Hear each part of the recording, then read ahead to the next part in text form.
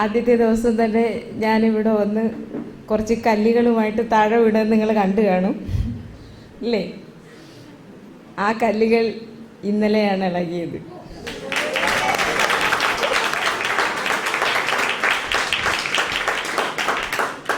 പറയാം, യൂറിനിലെ കല്ലല്ല ഇളകിയത്.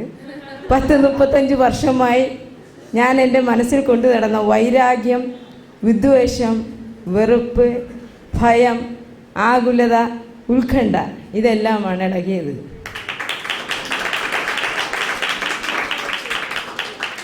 അത് കർത്താവും ഞാനുമായിട്ട് കർത്താവ് വളരെ പണിപ്പെട്ടു തളക്കാൻ. ഞാൻ വിട്ടുകൊടുക്കാതെ കല്ലുകൾ ഇങ്ങനെ വേര് പിടിച്ചു പോയി എൻ്റെ ഹൃദയത്തിൽ. ചിലരെ വിശ്വാസവും ഹല്ലേലൂയയും ഹോളി സ്പിരിറ്റും എല്ലാം എനിക്കുണ്ടെങ്കിലും ഈ കല്ലുകൾ വിട്ടുകൊടുക്കാൻ എനിക്ക് മനസ്സില്ല. അത് ഇളക്കി മാറ്റാൻ അതോരടുത്തിരുന്നോട്ടെ. എൻ്റേതായ സമയം വരുമ്പോൾ ഞാനതെടുത്ത് മുകളിലോട്ട് വെച്ച് അതിനെ ഉരുട്ടി അങ്ങോട്ടും ഇങ്ങോട്ടും തട്ടിക്കളിക്കും. പക്ഷേ ഈശോ കുമ്പസാരത്തിൽ ഞാൻ 10 കൽപ്പനകളെ സംഗ്രഹിച്ച് ഞാൻ എപ്പോഴും ചെയ്യുന്നത് പോലെ ഇന്ന കുറ്റം ചെയ്തിട്ടുണ്ടെന്ന് ഇങ്ങനെ വരിയായിട്ട് എഴുതി വെക്കും. അത് കുമ്പസാരക്കൂട്ടിൽ വൈദികനോട് പോയി പറയും. എപ്പോഴത്തെയും പോലെ തന്നെ കാര്യമായ അനുതാപമില്ലാതെ തന്നെ അതിനകത്ത് കുറച്ച് എഴുതി വെച്ച് ഞാൻ അവിടെ പോയിരുന്ന് പറഞ്ഞു കഴിഞ്ഞപ്പോൾ വൈദികൻ അതിൻ്റെ പ്രായശ്ചിത്തമായിട്ട് കുറച്ച് കാര്യങ്ങൾ എന്നോട് പറഞ്ഞു. നമ്മൾ കരുണയ്ക്ക് വേണ്ടി പറയുകയും യാചിക്കുകയും നമ്മളോട് എപ്പോഴും ഈശോ കരുണയായിരിക്കണമെന്ന് പറയുകയും ചെയ്തു കഴിഞ്ഞിട്ട് ഇതെന്തുകൊണ്ട് നമുക്കിതൊന്നും തിരിച്ച് സാധ്യമാക്കാൻ കഴിയുന്നില്ല?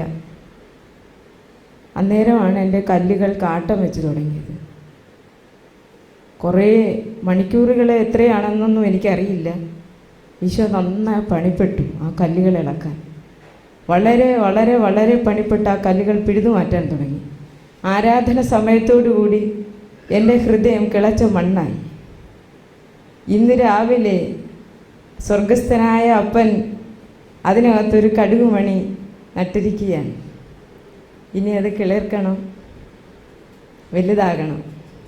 മുമ്പ് ഞാൻ സ്വർഗസ്ഥനായ ഞങ്ങളുടെ പിതാവിൻ്റെ പ്രാർത്ഥന എന്നെ എൻ്റെ ഹസ്ബൻഡ് പഠിപ്പിക്കുമ്പോൾ ഞാൻ പ്രാർത്ഥിച്ച് നിങ്ങൾ ചിരിച്ച് എപ്പോഴും ഓർത്ത് ചിരിക്കുകയും കൂടെ വേണം. ഇതിനകത്ത് കാതലായ ഭാഗം അന്നു വേണ്ടുന്ന ആഹാരം എന്നുള്ളതാണെന്ന് ഇപ്പോഴാണ് ഞാൻ അറിയുന്നത്.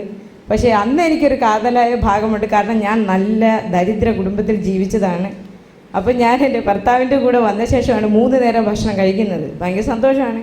അപ്പം ഞാൻ ഈ പ്രാർത്ഥന ചൊല്ലുന്നത് ഈ കൈകൾ ഇങ്ങനെ വെച്ചിട്ട് ഞാൻ കണ്ണടച്ച് പ്രാർത്ഥിക്കുമ്പം ഈ കൈക്കകത്ത് ഇഡ്ഡലി സാമ്പാർ എനിക്ക് ഭയങ്കര ഇഷ്ടമാണ്. അപ്പം ഞാൻ പ്രാർത്ഥിക്കുന്നത് കർത്താവേ സ്വർഗസ്ഥനായ ഞങ്ങളുടെ പിതാവ് എന്നൊക്കെ ഞാൻ വളരെ പെട്ടെന്ന് പറഞ്ഞിട്ടുണ്ട്. അന്നു വേണ്ടുന്ന ആഹാരം വരുമ്പോൾ ഞാൻ പറയും ഈ കയ്യിൽ ഇഡ്ഡലി, ഈ കയ്യിൽ സാമ്പാർ. ഇതാണ്. ഉച്ചയാകുമ്പോൾ അടുത്ത പ്രാർത്ഥന പ്രാർത്ഥിക്കുന്നുണ്ടെങ്കിൽ ചോറ്, കറികൾ. വൈകിട്ടും അത് തന്നെയാണ്. എന്തൊരു സന്തോഷം! ഈ ദൈവം സൂപ്പറാണ്. ആഹാരം 3 നേരം കിട്ടുന്നൊരു ദൈവം. പക്ഷേ ആത്മാവിൻ്റെ ആഹാരമാണ് കിട്ടുന്നതെന്ന് 10-15 വർഷമായിട്ട് വിശ്വസിക്കുന്നെങ്കിലും ഇന്നാണ് ആ ബോധ്യം കിട്ടിയത്. Praise the Lord.